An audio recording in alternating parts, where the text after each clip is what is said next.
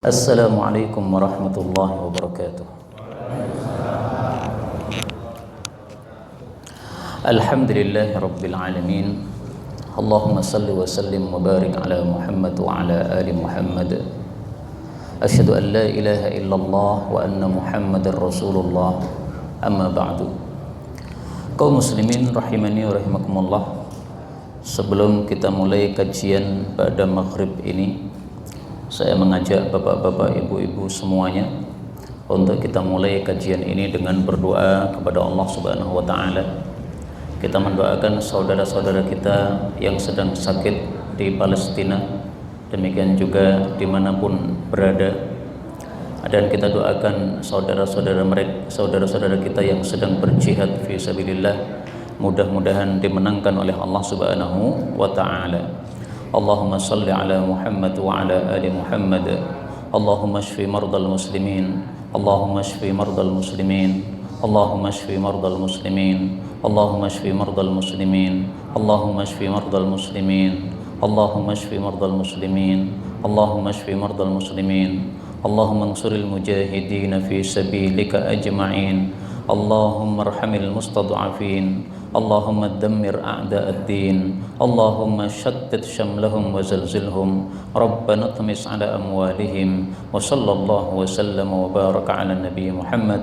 Walhamdulillahi rabbil alamin.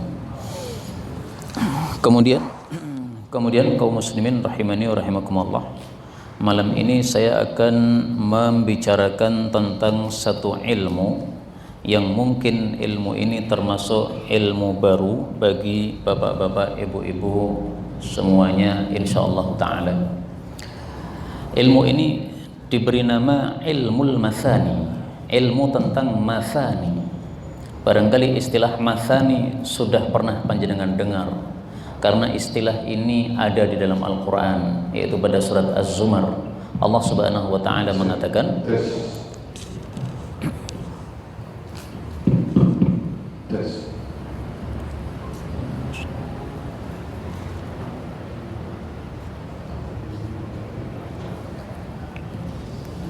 saya pegang aja Pak. Allah Subhanahu wa ta'ala mengatakan di dalam surat Az-Zumar, Allahu nazzala ahsanal hadithi kitaban mutasyabihan mathani. Allah Subhanahu wa ta'ala telah menurunkan ucapan yang terbaik, yaitu satu kitab yang mathani, yang serupa isinya. Apa maksudnya mathani? Mathani dari sisi bahasa artinya adalah terulang-ulang. Dari sisi makna yang dimaksud mathani adalah ayat-ayat yang setelah membicarakan tentang surga lalu membicarakan tentang neraka, setelah membicarakan tentang kebaikan-kebaikan lalu membicarakan tentang keburukan-keburukan, setelah membicarakan tentang siksaan bagi orang-orang yang kurang ajar seperti Zionis Israel, Allah kemudian membicarakan tentang balasan bagi orang-orang yang baik, sebagaimana kaum muslimin di Palestina yang mereka adalah orang-orang yang menghafalkan Quran, orang yang iman kepada Allah, orang-orang yang baik. Nah, ini namanya mathani. Dalam Al-Quran sering kita temukan ayat-ayat mathani seperti ini. Bahkan pertama kita buka Quran, surat Al-Baqarah itu sudah ada ayat mathani. Pada 5 ayat pertama Allah bicara tentang orang-orang beriman. Kemudian 2 ayat berikutnya Allah bicara tentang orang-orang kafir. Nah, setelah bicara tentang orang beriman, lalu bicara tentang orang kafir. Setelah bicara tentang keberuntungan orang-orang beriman nanti di akhirat, lalu akan bicara tentang kesengsaraan nanti orang-orang kafir di akhirat. Ini namanya mathani. Apa tujuan Allah menurunkan ayat-ayat mathani? Ada tujuannya, Pak. Karena dalam Quran tidak ada sesuatu yang sia-sia. Pasti ada hikmahnya, ada kebijaksanaannya, ada tujuannya. Nah, para ulama mengatakan bahwasanya ayat-ayat mathani diturunkan oleh Allah tujuannya supaya kita memiliki 2 sifat yang seimbang. 2 sifat ini disebut sifat khauf dan sifat raja. Khauf itu takut kepada siksa Allah, raja itu mengharap pahala Allah Subhanahu wa ta'ala. Allah sudah ciptakan ada surga, ada neraka. Nah, manusia ini supaya amalnya baik di dunia gimana? Harus ada rasa takut kepada nerakanya Allah. Supaya dia semangat berbuat baik bagaimana? Harus ada harapan untuk masuk ke surganya Allah. Maka dengan dua kunci ini kita bisa memperbagus amal kita. Kemaksiatan mudah untuk kita tinggalkan. Kenapa? Takut neraka. Karena maksiat menyebabkan masuk ke neraka. Amal-amal baik mudah kita lakukan. Kenapa? Karena kita semangat ingin masuk surga. Amal baik menghantarkan kepada surga. Sebenarnya hidup di dunia kan cuma ujian saja kan. Allah mengatakan pada surat Al-Mulk, liyabluwakum ayyukum ahsanu amala. Allah ciptakan hidup mati supaya menguji manusia, siapa yang paling bagus amalnya.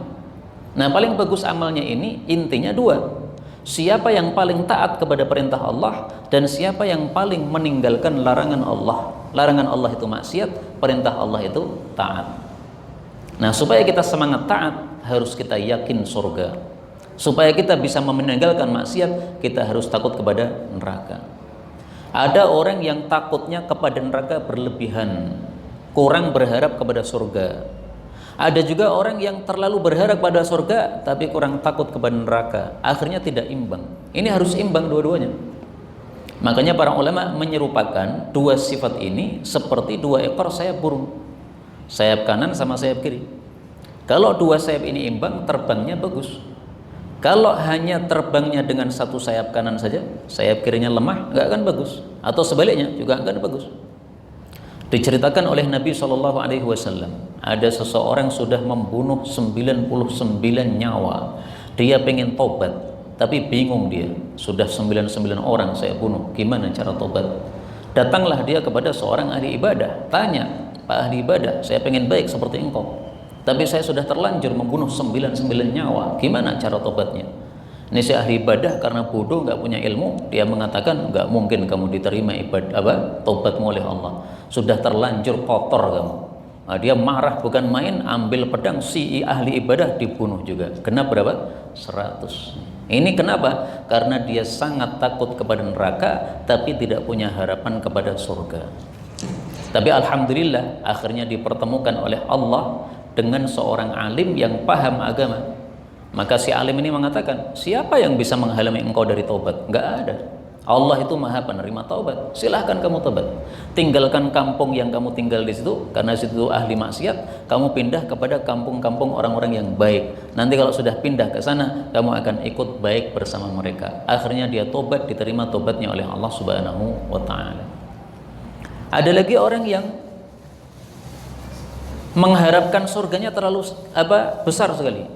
Kemudian takut kepada nerakanya terlalu kecil, sehingga dia meremehkan dosa.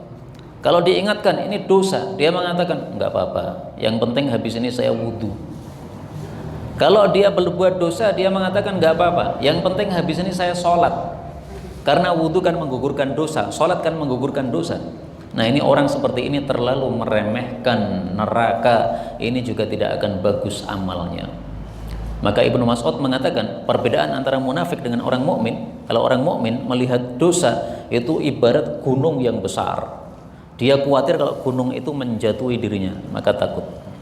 Tapi kalau munafik menganggap dosa itu seperti lalat yang nempel di hidung. Cukup digusah sudah pergi selesai. Menganggap remeh dosa atau maksiat, itu munafik. Nah, maka supaya kita bagus dua sifat ini, yaitu khauf takut kepada neraka dan roja mengharap kepada surga, Allah turunkan ayat-ayat mathani. Kaum muslimin rahimani wa rahimakumullah, yang membawa mushaf Al-Quran silahkan dibuka surat Al-Hijr, surat yang ke-15. Di sini akan saya bacakan contoh ayat-ayat mathani, betapa indahnya Allah membicarakan tentang ayat-ayat mathani ini ya.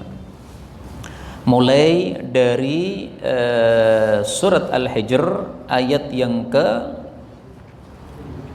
39 sampai ayat yang ke-50.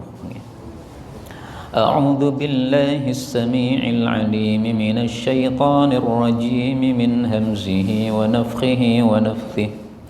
قال رب بما أغويتني لأزينن لهم في الأرض ولأغوينهم أجمعين إلا عبادك منهم المخلصين قال هذا صراط علي مستقيم إن عبادي ليس لك عليهم سلطان إلا من اتبعك من الغاوين وإن جهنم لموعدهم أجمعين لها 7 أبواب لكل باب منهم جزء مقسوم إن المتقين في جنات وعيون ادخلوها بسلام آمنين ونزعنا ما في صدورهم من غل إخوانا على سرر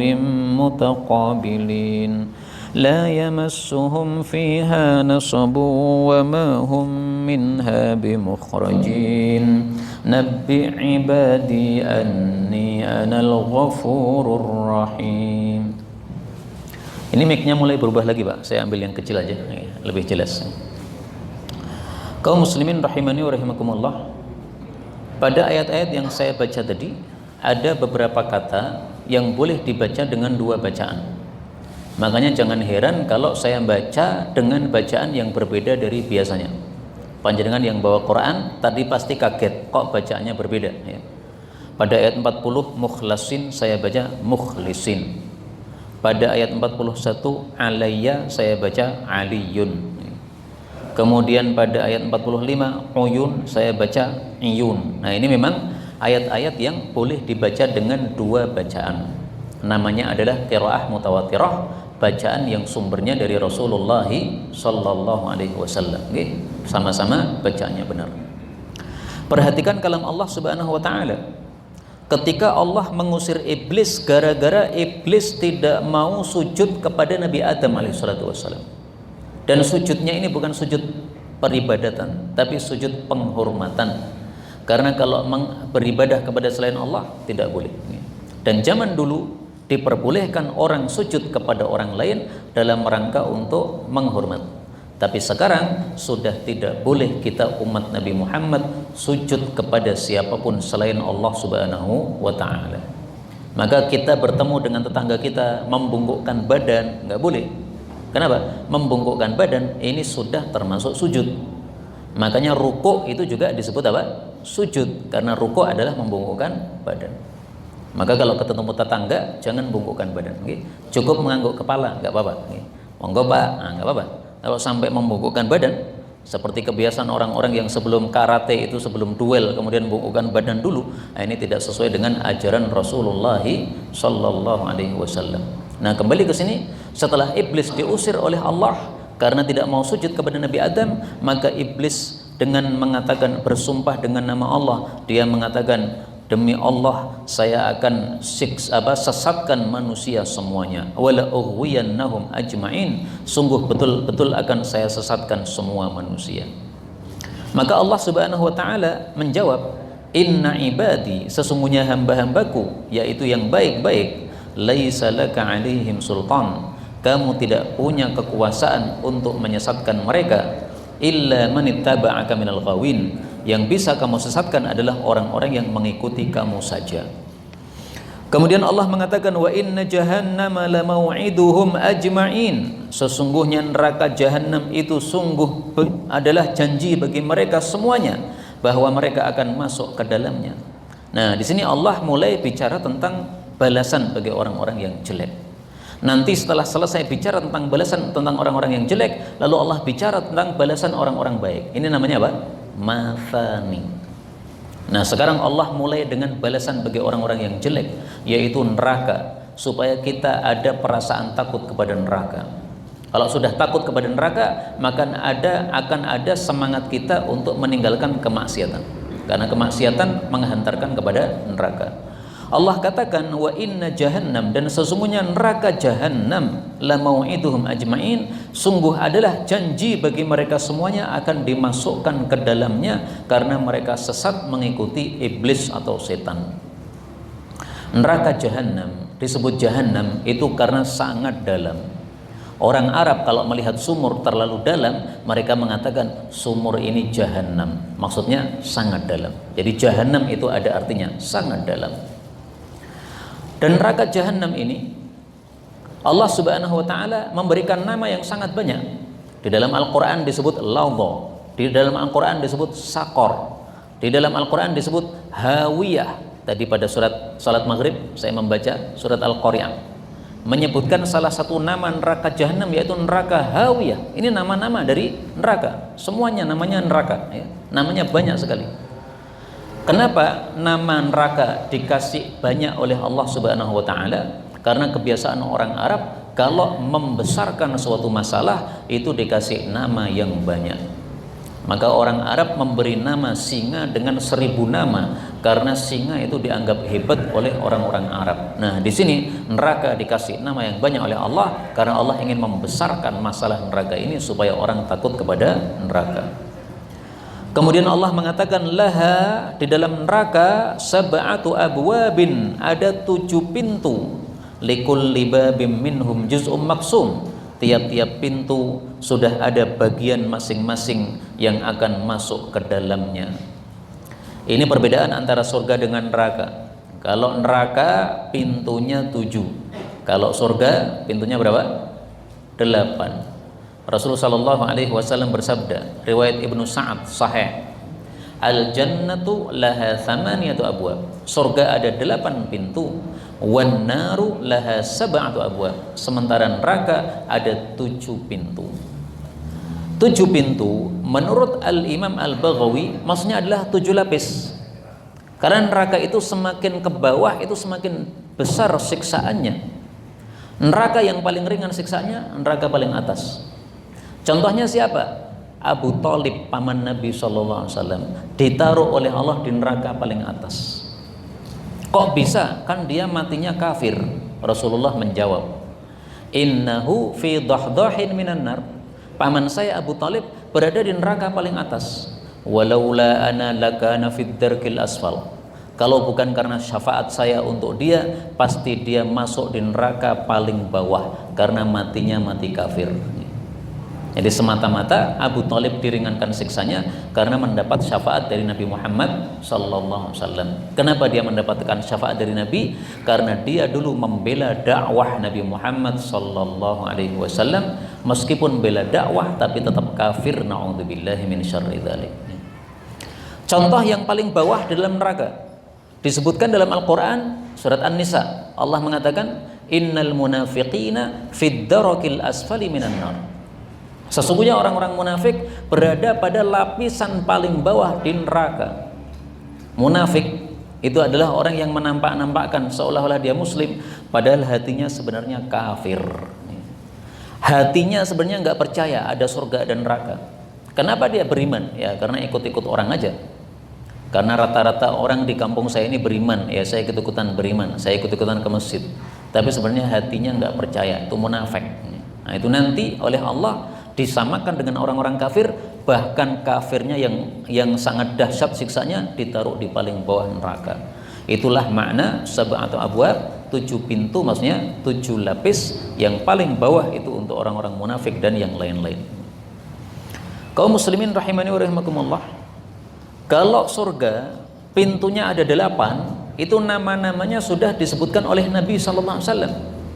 Rasulullah bersabda, setiap orang yang punya keahlian dalam satu ibadah tertentu, dia nanti akan dipanggil dari pintu surga tertentu. Kemudian beliau menjelaskan, siapa yang ahli salat akan dipanggil untuk masuk surga lewat babus salah, pintu salat. Siapa yang ahli puasa akan dipanggil masuk surga melewati pintu Rayyan.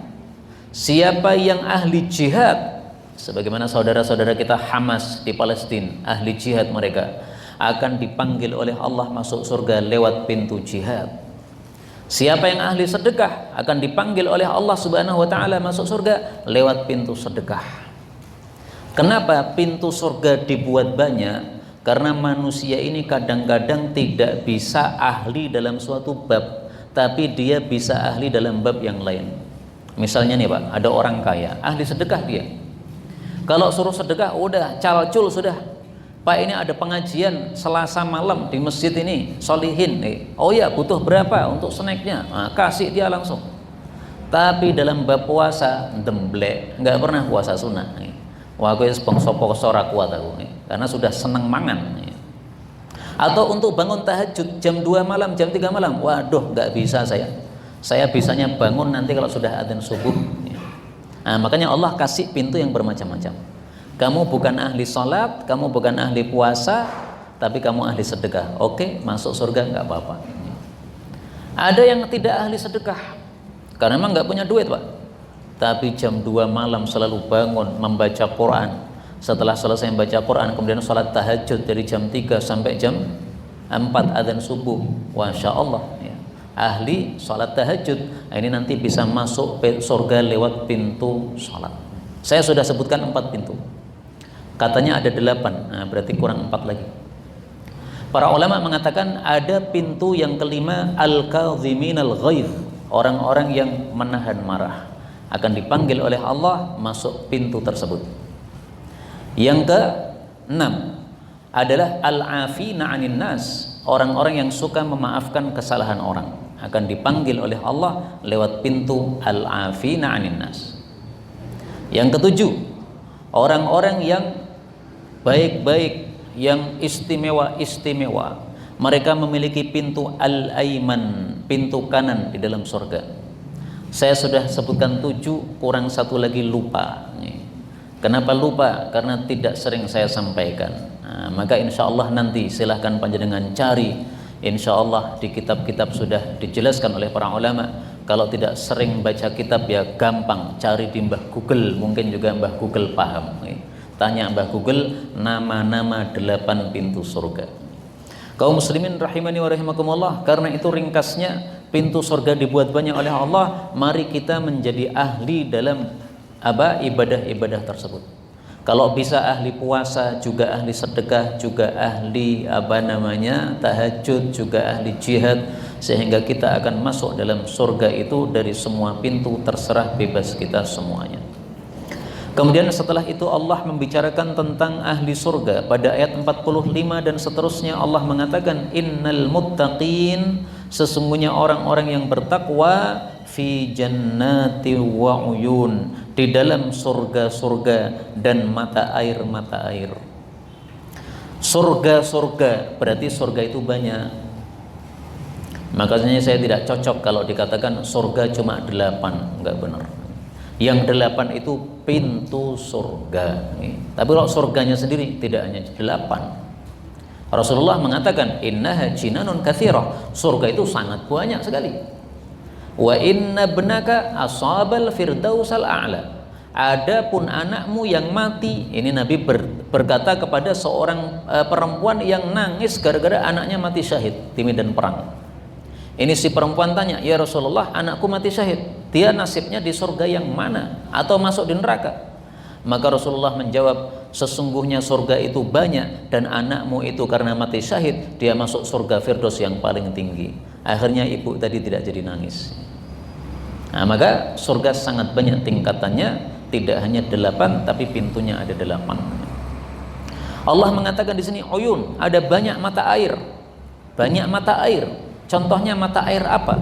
Silahkan nanti dilihat pada surat Al-Insan. Di situ Allah sebutkan contoh mata air yang ada dalam surga. Ainang fiha tusamma salsabila, ada mata air namanya salsabilo.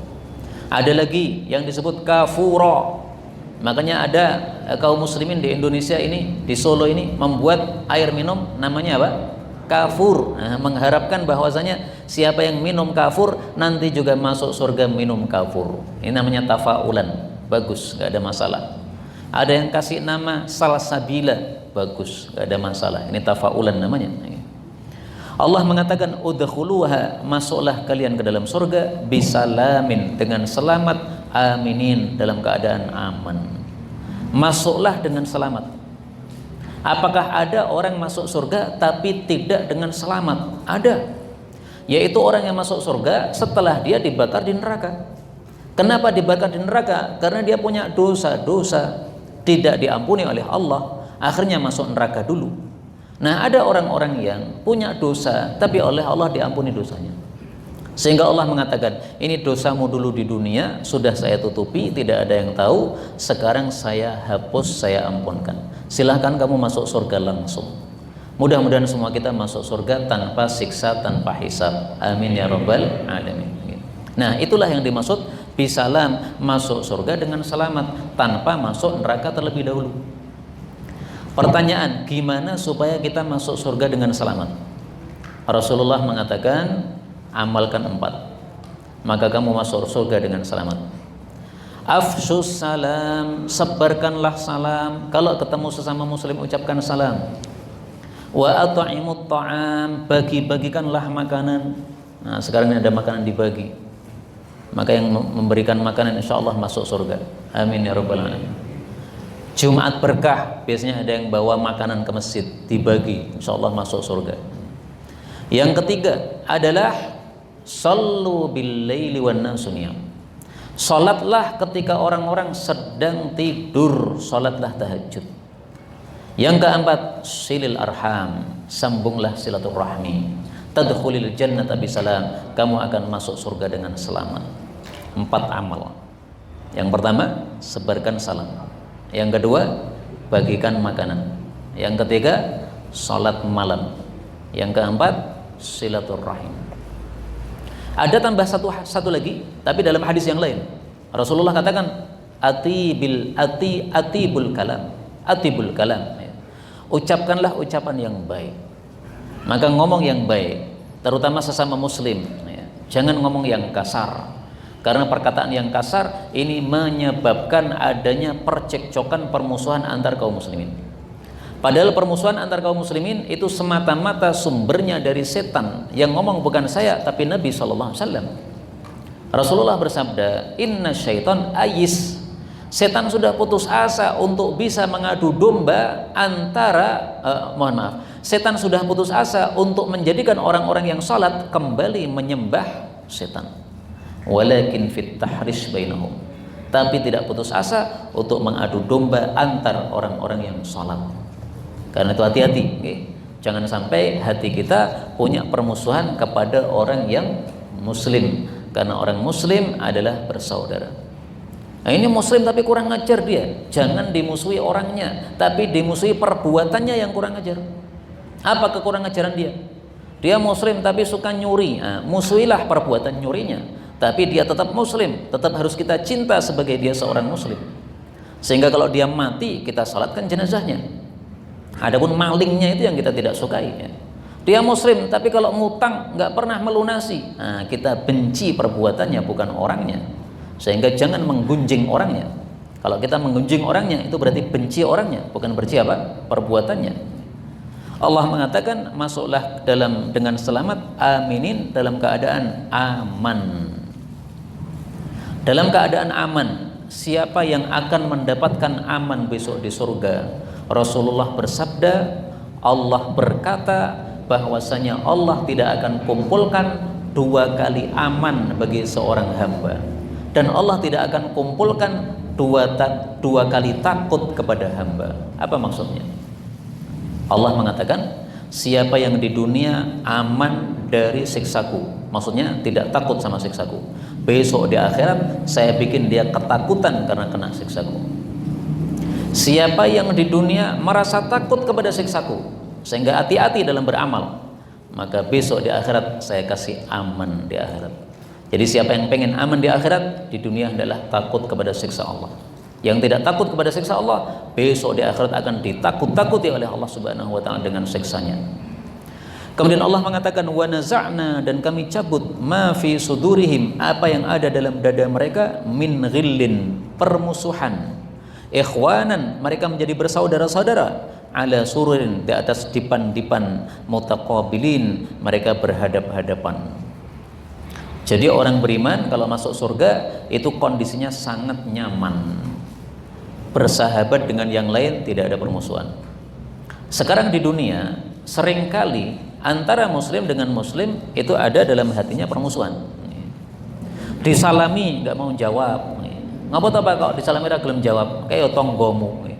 Nah, kayak tonggo tapi nganyel kayak nganyel kene apa? Ngomong nyelekit. Nah, akhirnya kalau disalami apa? Tidak mau jawab. Ini tetap salah, disalami tidak mau jawab, tapi itulah fakta yang ada di dunia. Kadang-kadang sesama muslim dalam hati masih ada permusuhan. Bahkan setan itu betapa pintarnya membuat umat Islam ini bertengkar, sampai-sampai bertengkar gara-gara beda tempat pengajian, Pak. Kayak ngaji neng ndi? Ustadzmu sopo? Oh, ngajine neng kono, neng lor, nggih, ustadze kae.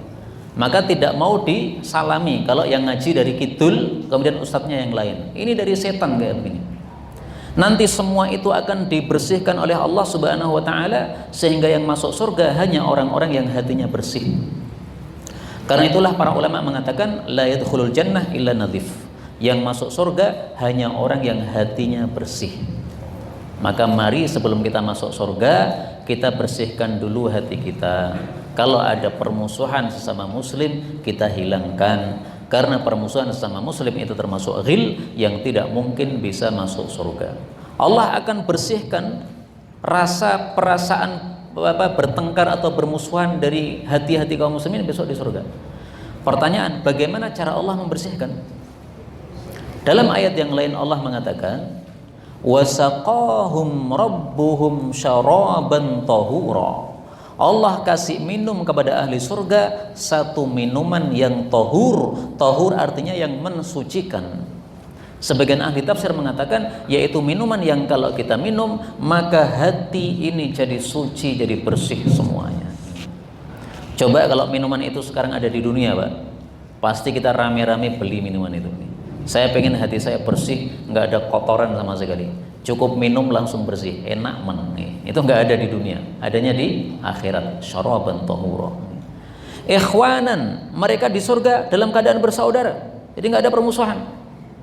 Maka saya katakan, sungguh betapa bahagia orang yang masih berada di dunia tetapi tidak menyimpan permusuhan kepada siapapun, karena berarti dia sudah berada dalam kondisi surga padahal masih di dunia. Dan saya katakan, sungguh betapa sengsara orang muslim yang hidup di dunia tapi hatinya menyimpan permusuhan kepada sesama muslim yang lain, berarti dia sudah tersiksa hatinya sebelum dia masuk surga kelak. Dia akan masuk surga, tapi di dunia sudah tersiksa dulu dengan sebab hatinya menyimpan permusuhan. Dan kalau permusuhannya itu tidak diampuni oleh Allah, dia akan masuk neraka dulu sebelum masuk surga. Na'udzubillahi min syarri dzalik. Allah katakan ala sururin, mereka berada di atas dipan-dipan, mutaqabilin, dalam keadaan berhadap-hadapan. Untuk apa berhadap-hadapan? Dalam ayat yang lain disebutkan mereka berhadap-hadapan saling tukar menukar gelas. Yatanaza'una fiha ka'san, saling memberikan gelas. Mari silahkan minum. Nah, teman-temannya juga begitu. Mari silahkan minum. Nah, saling memuliakan. Dalam ayat yang lain disebutkan mereka berhadap-hadapan karena ngobrol, membicarakan kondisi mereka di dunia dulu. Inna kunna qablu fi ahlina musyfiqin. Kami dulu di dunia takut kepada Allah, sehingga kalau ada pengajian kami datang, kalau ada sholat jamaah maka kami selalu datang, 5 waktu nggak pernah absen. Adzan dikumandangkan kami langsung ambil air wudhu, kemudian meninggalkan pekerjaan aktivitas kami datang ke masjid. Akhirnya alhamdulillah sekarang kita masuk surga. Ada obrolan-obrolan seperti itu dalam surga, ya. Maka mudah-mudahan semua kita termasuk orang-orang yang sebagaimana sekarang kita kumpul di sini dengan kebaikan, maka kita akan kumpul dalam surganya Allah Subhanahu wa taala. Amin ya rabbal alamin. Kemudian Allah menutup penjelasan tentang mereka. Allah katakan la yamassuhum fiha nasab. Tidaklah mengenai mereka kelelahan apapun. Wa ma hum minha bimukhrajin, dan mereka tidak bakal dikeluarkan dari neraka. Perhatikan kata-kata nasab. Mereka tidak terkena lelah sama sekali. Kenapa di surga tidak ada lelah? Karena Allah Subhanahu wa taala membalas dengan balasan yang setimpal. Siapa yang di dunia lelah dengan ibadah, maka di akhiratnya dibikin tidak ada lelah. Siapa yang di dunia tidak pernah lelah dengan ibadah, orang-orang kafir itu, maka besok di akhirat dibikin oleh Allah lelah terus-menerus karena siksa dalam neraka. Maka ingat-ingat bahwasanya lelah kita dalam ibadah menyebabkan nyaman kita di akhirat. Dengan kata lain, semakin lelah ibadah, semakin nyaman di akhirat. Semakin kita itu dahsyat dalam ibadah, semakin lama ibadah, semakin susah dalam ibadah, maka semakin tinggi derajatnya dalam surganya Allah Subhanahu wa taala. Wallahu a'lam bissawab. Inilah yang dapat disampaikan betul dari Allah Subhanahu wa taala. Kalaupun ada salahnya fa astaghfirullahal azim li wa lakum. Dan sudah 25 menit saya bicara, maka sisa waktu kalau ada pembahasan baik yang berkaitan dengan tema maupun yang lain, hukum-hukum fikih misalnya, maka dipersilahkan.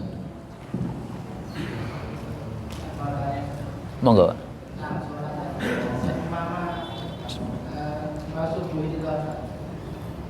Kita kecapean terus langsung tidur dan dari budget sampai lupa nggak subuh ini bagaimana? Oh ya. Nantinya bagaimana? Yeah. Bagaimana kalau kita ketiduran karena sangat lelah sehingga sholat subuhnya terlambat? Jawabnya adalah sabda Nabi Sallallahu Alaihi Wasallam. Beliau mengatakan, laisa fin naumi tafritun, innamat tafritu fil yaqadah. Orang yang ketiduran itu tidak disebut teledor. Yang disebut teledor adalah orang yang masih bangun, masih jaga, tapi nggak ikut sholat. Itu yang teledor. Jadi dimaafkan, Pak. Dan ini apa? Oh ya, sholatnya bagaimana? Sholatnya tetap seperti biasa, 2 rakaat, nggak ditambah. Rasulullah pernah mengalami. Pada waktu itu beliau safar bersama para sahabat. Kemudian menjelang subuh istirahat di satu tempat. Beliau mengatakan, siapa yang bisa menjaga kami akan tidur. Dia menjaga, jangan tidur. Nanti kalau sudah terbit fajar, silahkan bangunkan kami. Bilal mengatakan, saya siap ya Rasulullah. Akhirnya semua sahabat tidur, Bilal tidak tidur, tapi dia duduk, Pak. Sayangnya setelah itu Bilal didatangi setan. Hei Bilal, jangan duduk saja, lendetan aja supaya nyaman. Akhirnya dia lendetan, Pak. Begitu lendetan, ngantuk juga akhirnya. Sehingga semua orang waktu itu tidur sampai matahari terbit, baru bangun. Nah, Rasulullah kemudian setelah bangun, beliau mengatakan, laisa fin naumi tafritun. Tidur tidak disebut teledor. Enggak apa-apa. Mari kita pindah tempat karena di sini ada setannya, kita pindah ke tempat lain. Setelah pindah ke tempat yang lain, Rasulullah kemudian tidak langsung salat subuh, tapi salat sunnah 2 rakaat sebelum subuh yang biasa beliau lakukan. Padahal sudah terbit matahari. Kira-kira sudah jam 6, tapi beliau masih sholat sunnah 2 rakaat sebelum subuh, baru kemudian qomat, setelah itu sholat subuh 2 rakaat. Jadi tetap disunahkan sholat sunnah 2 rakaat, meskipun bangun panjenengan jam 9 misalnya. Ini saking ngeploknya apa, lelahnya, wahnya jam 9 baru bangun, ya enggak apa-apa, namanya tidak sengaja. Yang salah itu kalau sengaja, misalnya sengaja, sudah kurang 5 menit sengaja bubuk, kemudian mengatakan mudah-mudahan geblas sampai jam 7. Nah, itu sengaja kayak begitu. Tapi kalau bubuk kemudian berdoa kepada Allah, ya Allah, saya tolong kasih istirahat 5 menit, kemudian bangunkan saya, ya Allah, saya pengen sholat jamaah subuh. Ini seandainya kemudian tidak bangun, ini dimaafkan. Ada lagi? Monggo.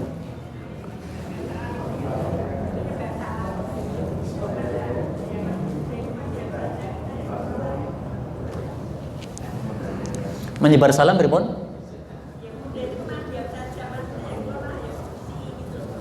Yang muda. Oh ya. Okay. Ini yang muda ketemu yang tua, yang muda diam, yang tua malah yang mengucapkan salam. Ini memang terbalik, tetapi enggak masalah. Maksudnya enggak masalah adalah ini ibu-ibu yang tua yang memulai salam itu lebih baik. Karena Rasul Shallallahu Alaihi Wasallam ditanya, ya Rasulullah, ada 2 orang berjumpa, siapa yang paling utama di antara keduanya? Maka Rasulullah bersabda, yang paling dekat kepada Allah di antara keduanya adalah yang paling pertama memulai salam. Makanya Rasulullah kalau bertemu dengan para sahabat itu beliau selalu paling mendahului memulai salam. Jadi ibu-ibu nggak ada masalah, panjenengan ketemu yang muda-muda, panjenengan memulai salam, nggak apa-apa. Tapi sebenarnya yang muda itu salah. Kenapa? Yang muda mestinya menghormati yang tua. Bagaimana menghormatinya? Dia memulai yang salam. Tapi ya kadang begitu ya, anak-anak muda kadang-kadang malu untuk mengucapkan salam, atau mungkin bukan malu, tapi hanya tidak punya kebiasaan mengucapkan salam, sehingga diam saja. Maka kita yang tua salam, nggak ada masalah.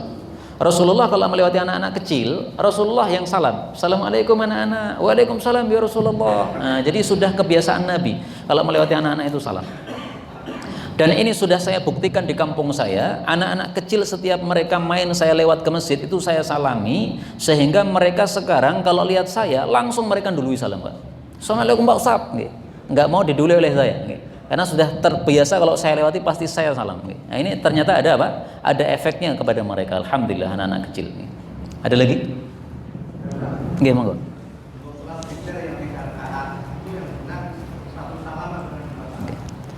Salat witir 3 rakaat ada 3 cara, yang 2 benar, yang 1 salah.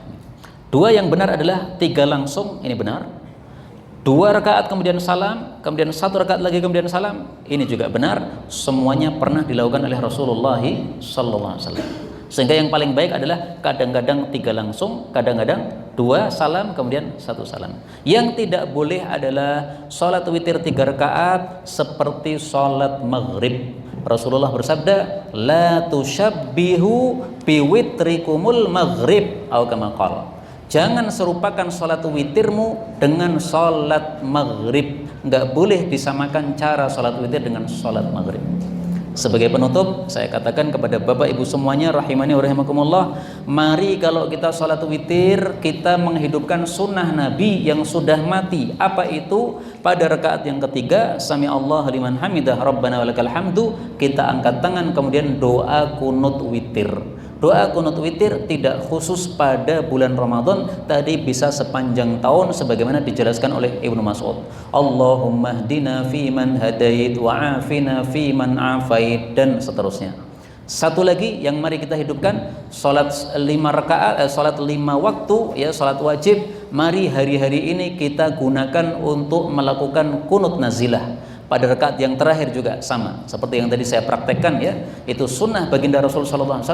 Beliau lakukan ketika ada 70 ahli qiraat dibunuh oleh orang-orang kafir. Sekarang ini tidak hanya 70, Pak. Yang dibunuh berapa sekarang? 11.000 lebih kaum muslimin. Masa kita nggak mau mengangkat tangan kita untuk melakukan sunnah Nabi? Mari kita lakukan sunnah Rasul SAW. Wallahu a'lam bishawab. Walhamdulillahi rabbil alamin.